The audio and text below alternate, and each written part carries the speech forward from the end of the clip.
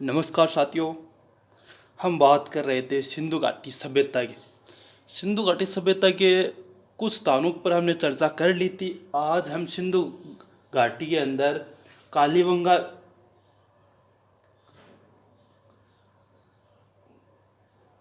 कालीबंगा सभ्यता के बारे में चर्चा करेंगे। कालीबंगा सभ्यता कहाँ थी, किस नदी के किनारे थी, वो कौन से राज्य के वहाँ स्थित थी, उसकी क्या विशेषता थी, इसके बारे में हम चर्चा करते हैं।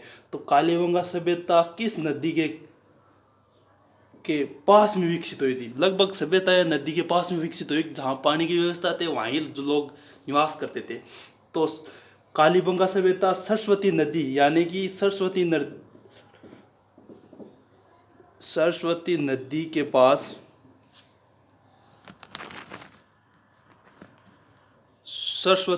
पास में विकसित हुई। सरस्वती नदी को घग्गर नदी भी कहते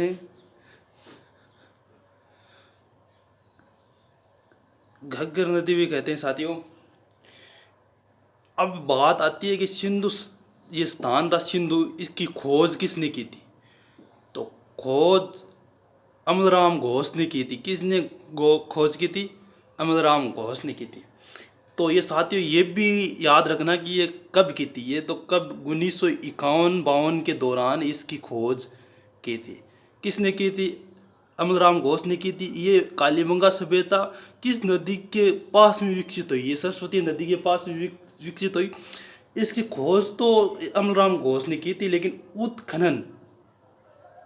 उत्खनन किसने किया? उत्खनन दो आदमी थे, दो, बेबीलाल व बीके थापर। बेबीलाल बीके थापर, ये 1961-62 के दौरान उत्खनन किया था, लेकिन खोज अमलराम घोष ने की थी। दोनों में मतलब आप विचलित मत हो जाना। खोजकर्ता अलग होते हैं, उत्खननकर्ता अलग होते हैं। अब इसके शाब्दिक अर्थ होता है क्या है? कालीबंगा शब्द का शाब्दिक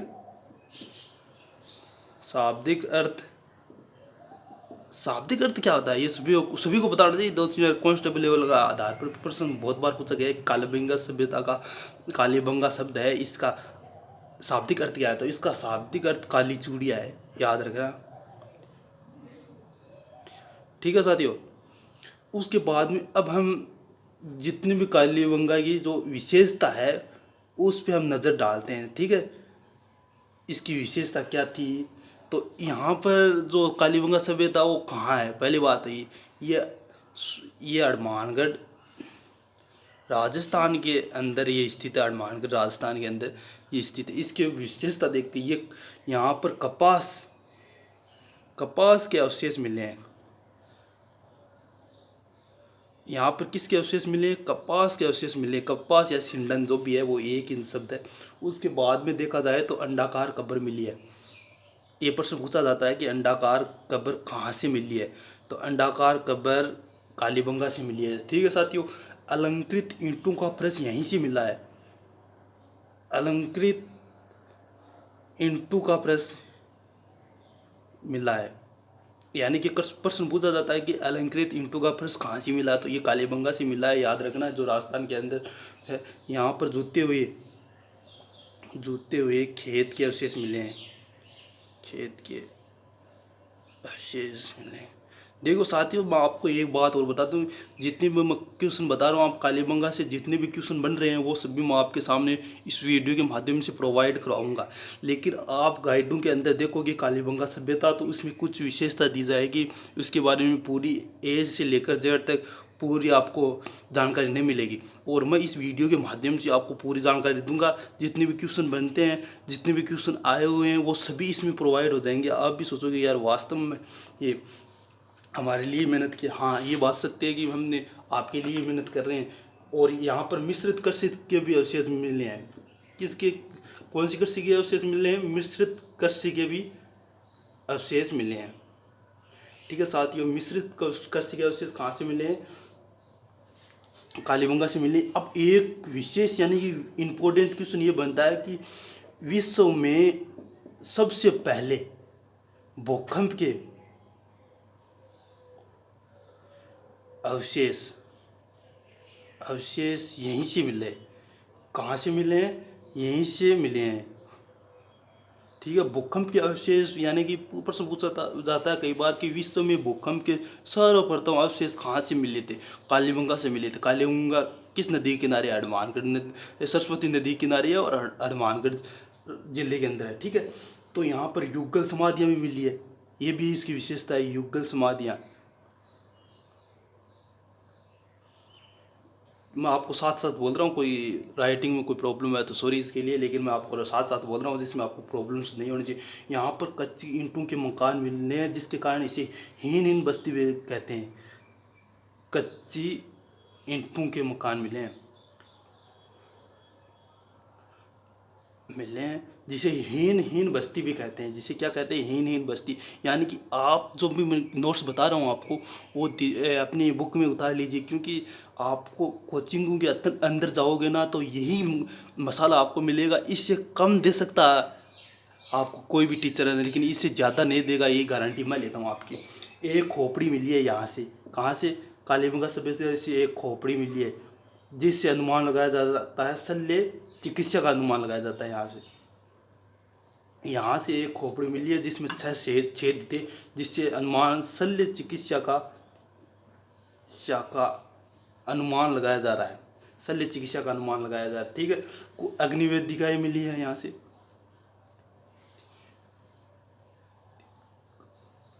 मिली है अग्निवेदिकाएँ यहाँ से मिली है।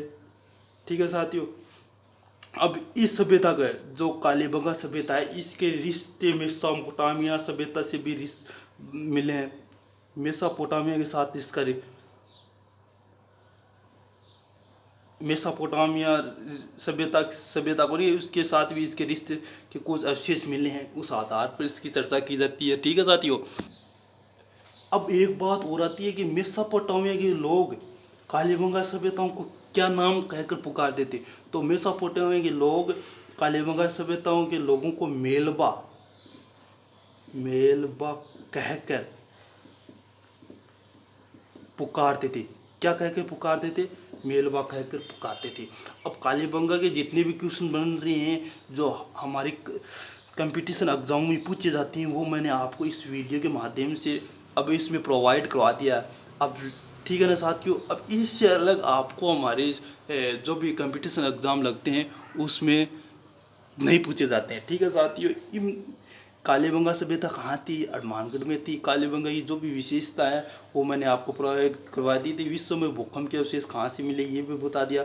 मेसोपोटामिया के लोग कालीबंगा सभ्यताओं को क्या कहते थे ये भी मैंने आपको बता दिया है। ठीक है साथियों, अब साथियों दूसरे सिंधु सभ्यता का दूसरा स्थान है एक चहुदड़ो। क्या है? चहुदड़ो। अब चहुदड़ो की विशेषता मैं आपको बताऊंगा। पहले तो चहुदड़ो को खोज किसने की थी ये आपको मैं पहले बता देता हूँ। खोज इसकी गोपाल ने की थी। किसने की थी? गोपाल ने की थी। किसने की थी? गोपाल ने की थी। चहुदड़ो की खोज किसने की? गोपाल ने की। ये कहाँ है ये सभी को पता होना चाहिए। पाकिस्तान के अंदर ये स्थल अभी है। पहले तो भारत के अंदर था, लेकिन जो भारत 2 भागों में बंटने के बाद वो पाकिस्तान में चला गया क्योंकि वो स्थान पाकिस्तान के हिस्से की तरफ था। अब इसकी जो विशेषता देखी जाए, इसकी कुछ एक विशेषता, ज़्यादा तो नहीं है। यहाँ पर नगर का एक ही भाग मिला है। एक ही भाग मिला है। सामान्यतः देखा जाए तो सिंधु घाटी सभ्यता के अंदर जितने भी स्थल थे उसमें एक पूर्व मिला, एक पश्चिम मिला है। जो पश्चिम था वो वर्गीकृत था, पूर्व था वो वर्गीकृत नहीं था। अब चहुदड़ो है उसके अंदर एक ही स्थान मिला है, इसमें पूर्व पश्चिम इस प्रकार के नहीं मिले हैं। ठीक है, दूसरी विशेषता इसकी है कि ये मनके बनाने का कारखाना था। यहाँ क्या बनाने का कारखाना था? मनके बनाने का।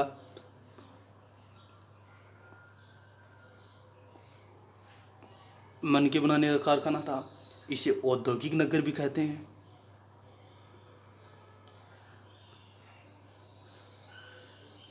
ये प्रश्न पूछा जाता है कि सिंधु घाटी सभ्यता के अंदर औद्योगिक नगर के रूप में कौन सा स्थान विकसित था? तो औद्योगिक नगर के रूप में देखा जाए तो चहुदड़ो था जो पाकिस्तान के अंदर है। और यहाँ पर मन के बनाने का कारखाना था। तो ये क्वेश्चन बहुत बार पूछा जाता है कि मन के बनाने का कारखाना कहाँ था। तो दूसरी बात, यहाँ एक मोहर मिली है। क्या मिली है? मोहर। मोहर मिली है। क्या मिली है साथियों? मोहर। मोहर जिस पे घड़ियाल का चित्र अंकित है। ये प्रश्न पूछा जा सकता है कि एक मोहर मिली थी जिस पर घड़ियाल का चित्र है, वो किस स्थान से मिली थी? तो वो चौधड़ों से मिली है। ठीक है। और एक इम्पोर्टेंट क्वेश्चन, लास्ट और वेरी वेरी इंपॉर्टेंट क्वेश्चन यही बनेगा कि बिल्ली का पीछा करते हुए कुत्ते के अवशेष मिले। यहाँ बिल्ली का पीछा करते हुए कुत्ते के अवशेष मिले। तो ये इंपॉर्टेंट है कि बिल्ली का पीछा करते हुए कुत्ते के अवशेष कहाँ से मिले। तो ये सभी को पता होना चाहिए। चौधड़ों से मिले हैं। चौधड़ों से जितने भी क्वेश्चन बन रहे हैं, जितने भी क्वेश्चन आए थे बीच में, इन्हीं में से आए थे और यही क्वेश्चन बनते हैं। इसके अलावा कोई क्वेश्चन बनता ही नहीं है साथियों। जितने भी क्वेश्चन बन रहे थे वो आपको प्रोवाइड कर रहा हूँ। तो इस ये मतलब समझ लेना कि ये इतना 2-4 विशेषता बताइए, ये 2-4 ही बन रहे थे इस सभ्यता से। ठीक है साथियों। अब सिंधु सभ्यता का नेक्स्ट स्थान है, उसके बारे में हम चर्चा करते हैं। नेक्स्ट स्थान राखीगढ़ी है। राखीगढ़ी है सिंधु सभ्यता का नेक्स्ट स्थान। राखीगढ़ी ये कहाँ स्थित है? ये HR हरियाणा के अंदर स्थित है। ये नदी कौन सी थी? ये सरस्वती नदी के किनारे स्थित है। और इसकी खोज किसने की थी? सभी को पता होना चाहिए। इसकी खोज किसने की थी? रफीक मुगल ने की थी। इसकी खोज किसने की थी साथियों? रफीक मुगल ने की थी। और कब की थी साथियों? इसकी शायद तक 1963 में, 62, हाँ सही है, फिक्स 1963 के अंदर ही इसकी खोज की थी, रफीक मुगल ने की थी। तो इसकी अब विशेषता देखते हैं। राखीगढ़ी की विशेषता देखते हैं। इसकी विशेषता देखी जाए तो ये भारत में सिंधु सभ्यता का सबसे बड़ा स्थान है। भारत में सिंधु सभ्यता का सबसे बड़ा स्थान है। इसकी बहुत ही बड़ी विशेषता यही है कि ये सिंधु सभ्यता का सबसे बड़ा स्थान है भारत के अंदर। इसमें मतलब एक और देखा जाए तो भारत के अंदर अगर स्टेडियम को मिला दिया जाए तो भारत के अंदर सिंधु सभ्यता का सबसे बड़ा स्थान धोलावीरा हो जाता है। लेकिन स्टेडियम को नहीं मिलाया जाता है तब राखीगढ़ी सबसे बड़ा स्थान हो जाता है। ठीक है। ये मिट्टी के अवशेष मिले हैं। राखीगढ़ी से मिट्टी के अवशेष मिले हैं। किसके अवशेष मिले? मिट्टी के अवशेष मिले। ठीक है साथियों। इसे गरीबों की राजधानी भी कहते हैं। इसे क्या कहते हैं? गरीबों की भी राजधानी कहते हैं। ठीक है साथियों। मैं जितने भी क्वेश्चन बन रहे हैं वो प्रोवाइड कराने की कोशिश कर रहा हूँ। कोई भी मतलब जितने भी क्वेश्चन बन रहे हो उन पर मैं पूरी नज़र है। ये नहीं है कि मैं 2-4 क्वेश्चन बताकर आपको मैं बहका रहा हूँ, आप हमारी वीडियो की तरफ आइए, जितने भी हैं वो देखिए। ये नहीं है। मैं जितना भी बनता है उसी से पूरी रिलेटेड क्वेश्चन मैं आपको बताने की कोशिश कर रहा हूँ। अब राखीगढ़ी है। राखीगढ़ी में इतने क्वेश्चन बन रहे थे साथियों। उसके बाद में हम एक बनावली स्थान है, वो भी हरियाणा के अंदर स्थित है। नदी वही है, सरस्वती नदी है। खोज इसकी रविंद्र ने की थी, 1976 के अंदर की थी। मतलब ये स्थान है लेकिन इसके बारे में कोई खास विशेषता नहीं मिल रही थी, इसलिए मैं आपको और बनावली के अंदर हरियाणा के अंदर इस नदी सरस्वती है, खोज इससे रविंद्र ने की थी 1974 में। और यहाँ पर एक ही विशेषता है कि यहाँ पर अग्निवेदिकाएँ मिली थी। अग्निवेदिकाएँ मिली थी। ठीक है साथियों। अब साथियों सिंधु घाटी सभ्यता का नेक्स्ट स्थान है, उसकी बात हम करते हैं। तो नेक्स्ट स्थान हम किसकी बात करेंगे? लोथल की करेंगे। लोथल किस राज्य के अंदर स्थित है? लोथल गुजरात के अंदर स्थित है। ये लोथल किस नदी के किनारे था? ये भोगवा नदी के किनारे स्थित था साथियों। ये बहुत बार पूछा गया है कि भोगवा नदी के किनारे ये स्थान विकसित है। लोथल की खोज किसने की थी? ये भी क्वेश्चन आता है साथियों। लोथल की खोज रंगनाथ ने की थी। किसने की थी? रंगनाथ ने की थी साथियों। किसने की थी? रंगनाथ ने की थी। और कब की थी? 1957-58 के दौरान इसकी खोज रंगनाथ ने की थी। अब इसकी विशेषता देखी जाए। लोथल स्थान था, उसकी विशेषता ये है कि यहाँ पर एक गोदीनाड़ा बंदरगाह के अवशेष मिले।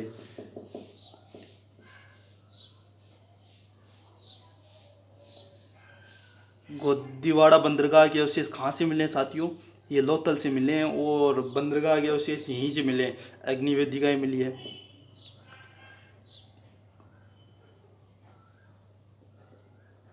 अग्निवेदिकाएँ मिली है साथियों। दूसरी बात, चावल के अवशेष मिले हैं।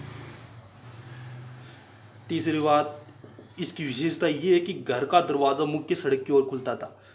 घर का दरवाज़ा मुख्य सड़क की ओर खुलता था, लेकिन खास तौर पर देखा जाए तो जो भी स्थान है उसका सहायक सड़कों की ओर खुलता था, लेकिन मुख्य सड़क पर इनका दरवाज़ा नहीं खुलता। लेकिन लोथल का जो है वो मुख्य सड़क की ओर उनका मेन गेट खुलता था। ठीक है साथियों, यहाँ पर एक मोहर मिली है जिस पर एक चिड़िया मुंह में मछली दबाए तथा नीचे लोमड़ी खड़ी है। इस प्रकार का अवशेष कहाँ से मिला? लोथल से मिला है कि एक मोहर मिली है, मोहर मिली है जिस पर एक चिड़िया मुंह में मछली मुंह में मछली दबाए वृक्ष के ऊपर बैठी है, और नीचे लोमड़ी उसका इंतजार कर रही है। लोमड़ी इंतजार कर रही है, यानी कि एक मोहर मिली है जिस पर मछली चिड़िया मुंह में मछली दबाए पेड़ के ऊपर खड़ी है, और नीचे लोमड़ी उसका इंतजार कर रही है। ठीक है साथियों, इस प्रकार का है अब हम बात करते हैं दूसरा स्थान, रोपड़। रोपड़ कहाँ से आती है? ये पंजाब के अंदर है। इसकी एक ही विशेषता है कि यहाँ पर माली के साथ कुत्ते के अवशेष मिले हैं। इसकी विशेषता एक है साथियों कि यहाँ पर मालिक के साथ कुत्ते के अवशेष मिले हैं।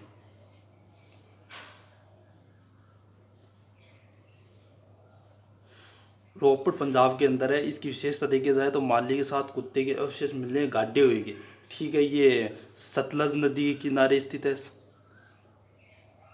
ठीक है साथियों, सतलज नदी के किनारे स्थित है। इसकी खोज देखी जाए तो यज्ञ दत्त शर्मा ने की थी। यज्ञ दत्त शर्मा ने की थी। ठीक है साथियों, इसकी खोज कब की थी? 1953 से लेकर 56 के बीच में की थी। ठीक है साथियों, ये रोपड़ है, रोपड़ पंजाब के अंदर है। उसके बाद में अब हम बात करते हैं धोलावीरा।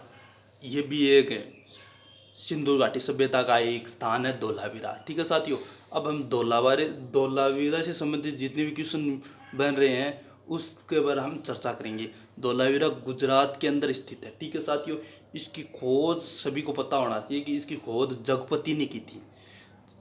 किसने की थी? ये धोलावीरा गुजरात के अंदर है। इसकी खोज जगपति ने की थी और 1967-68 के दौरान की थी। ठीक है साथियों, अब धोलावीरा की बार मैं कह रहा था कि भारत के अंदर सबसे बड़ा स्थान कौन सा है? राखीगढ़ी है। लेकिन स्टेडियम को मिला दिया जाए तो ये भारत के अंदर सबसे बड़ा स्थान है, अगर स्टेडियम को मिलाया जाए तो। ठीक है साथियों, मैं साथ साथ बोल रहा हूँ, आपको राइटिंग में थोड़ी सी प्रॉब्लम हो सकती है, इसके लिए मैं आपको बार बार सॉरी मांग रहा हूँ। अब ये इसकी एक विशेषता वो है कि इसमें मतलब नगर के 3 भाग मिले हैं। कितने भाग मिले? 3 भाग मिले हैं। सिर्फ एक ही स्थान था जिसके 3 भाग मिले हैं। ठीक है साथियों, इसका उत्खनन किसने किया था? ये R.S. विष्ट ने किया था साथियों। इसका उत्खनन किसने किया था? R.S. विष्ट ने किया था, और 1991 और 92 के दौरान किया था। ठीक है साथियों, यहाँ पर जो धोलावीरा है इसका एक बार शाब्दिक अर्थ पूछ लिया था। धोलावीरा है, उसका शाब्दिक अर्थ पूछा था। इसका शाब्दिक अर्थ सभी को पता होना चाहिए। सफ़ेद कुआं होता है शाब्दिक अर्थ। धोलावीरा होता है उसका शाब्दिक अर्थ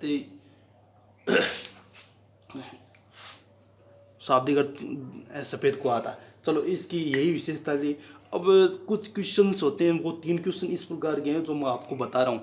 उसके बाद में जितने भी क्वेश्चन हैं वो मैं आपको कंप्लीट इसी वीडियो में हो गए हैं। एक क्वेश्चन आता है धान के अवशेष। धान के अवशेष कहाँ से हैं? धान के अवशेष रंगपुर से मिले हैं, जो गुजरात के अंदर है। ठीक है साथियों, दूसरा क्वेश्चन बन रहा है कि घोड़े की अस्थियाँ मिली है।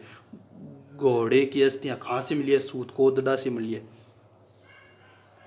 सूतकोदड़ा से मिली है। तीसरा आता है चांदी का मुकुट कहाँ से मिला है? ये 3 क्वेश्चन अलग से मिल रहे हैं, ये मैं आपको बता दें कुणाल गुजरात से मिले हैं।